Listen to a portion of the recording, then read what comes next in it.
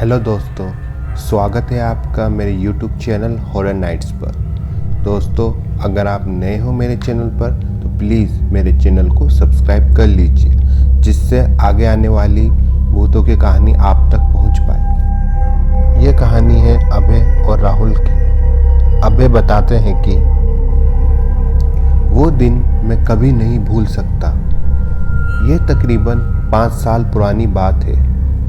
मेरा जिगरी दोस्त, जिसका नाम राहुल था, हम दोनों एक दूसरे से भाई से भी बढ़कर प्यार करते थे।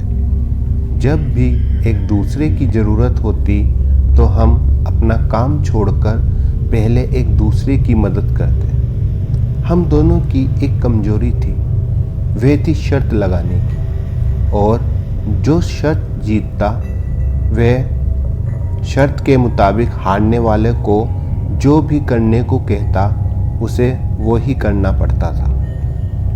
और एक दिन वो मनहूस दिन आया। मैं अपने दोस्त के साथ मोटरसाइकिल से जा रहा था।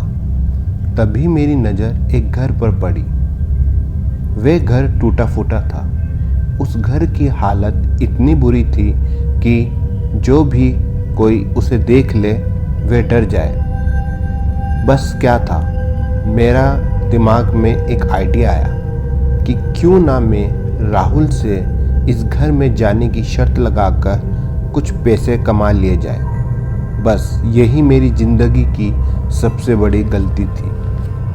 मैंने राहुल से कहा, राहुल, अगर तू इस घर में सिर्फ 5 मिनट बिता दे तो मैं 20,000 रुपये दूंगा। अगर तू हार गया तो तू मुझे 20,000 रुपये देगा।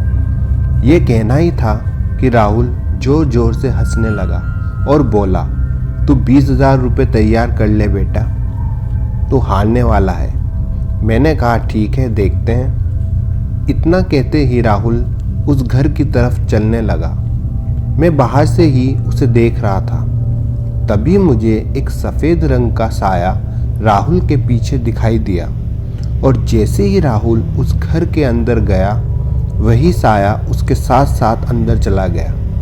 यह देखकर मेरे तो होश ही उड़ गए, और अब मुझे पछतावा होने लगा कि क्यों मैंने राहुल को वहाँ भेजा।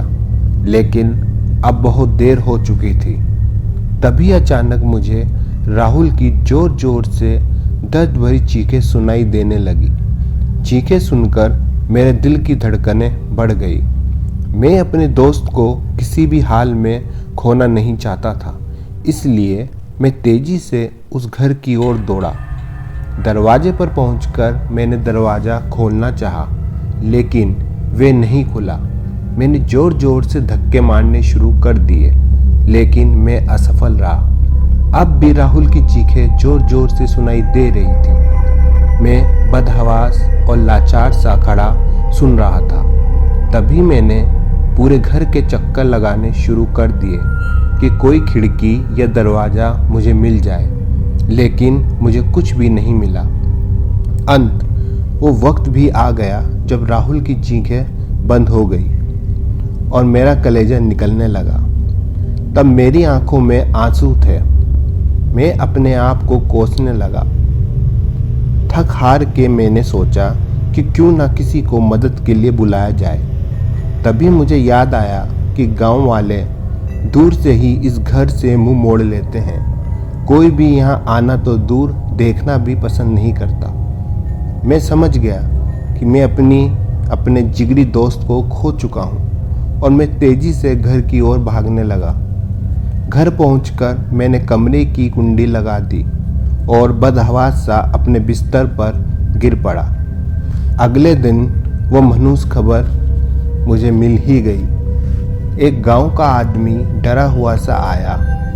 उसने कहा कि गांव से दूर खेत में राहुल की सड़ी हुई लाश मिली है, जो बहुत बुरी अवस्था में थी। लोगों की माने तो ऐसा लग रहा था कि राहुल का सारा खून किसी ने चूस लिया। उसकी ऐसी हालत देखकर गांव वाले भी डरे हुए थे।